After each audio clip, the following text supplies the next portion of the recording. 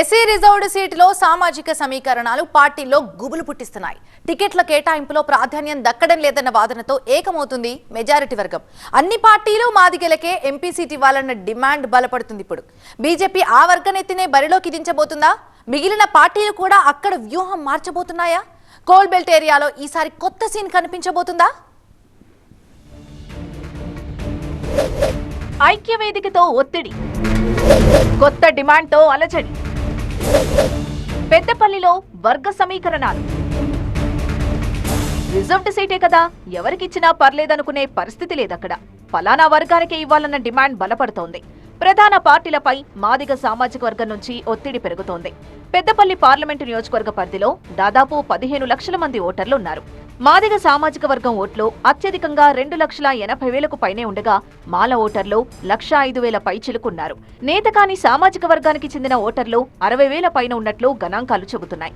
ఓటర్ల పరంగా అత్యధికంగా ఉన్న మాదిగ సామాజిక వర్గానికి ఇప్పటిదాకా 2 సార్లే టికెట్లు దక్కాయి.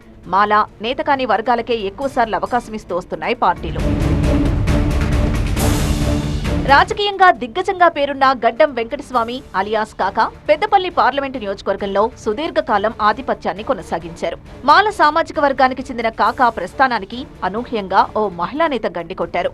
మాదిగ సామాజిక వర్గానికి చెందిన సుగుణకుమారి 1994, 1999 ఎన్నికల్లో వరుసగా కాకానిని ఓడించి సంచలనం సృష్టించారు. ఆ తర్వాత కాకా తనయుడైన వివేక్ వెంకటస్వామి రాజకీయాల్లోకొచ్చి పెద్దపల్లి ఎంపీగా పోటీ చేశారు. వచ్చే ఎన్నికల్లో తన కుమారుడు గడ్డం వంశీని పెద్దపల్లి ఎంపీ అభ్యర్థిగా కాంగ్రెస్ నుంచి పోటీ చేయించే ప్రయత్నాల్లో ఉన్నారు వివేక్ వెంకటస్వామి. టీఆర్ఎస్ పార్టీ కూడా మాల సామాజిక వర్గానికి చెందిన కొప్పుల ఈశ్వర్ని పెద్దపల్లి బరిలోకి దింపే అవకాశం ఉన్నట్లు ప్రచారం జరుగుతోంది.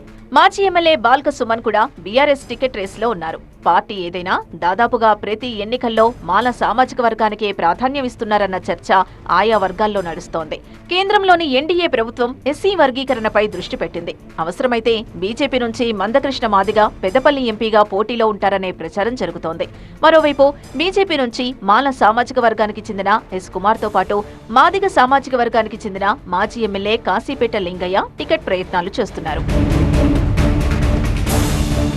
3 ప్రధాన పార్టీల్లోనూ పెద్దపల్లి టికెట్ కోసం ఆశావహులు పోటీ పడుతున్నారు. ఈ ఎన్నికల్లో ఎంపీ సీటు మాదిగలకే ఇవ్వాలన్న డిమాండ్తో ఏకమవుతోంది ఆ సామాజిక వర్గం.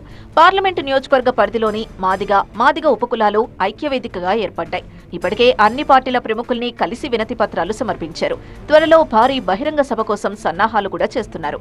దీంతో అభ్యర్థుల ఎంపిక విషయంలో పార్టీలు ఆచితూచి అడిగేస్తున్నాయి. పెద్దపల్లి టికెట్ విషయంలో ప్రధాన పార్టీలు ఈసారి కుల సమీకరణాలకు ప్రాధాన్యం ఇచ్చే అవకాశాలు కనిపిస్తున్నాయి.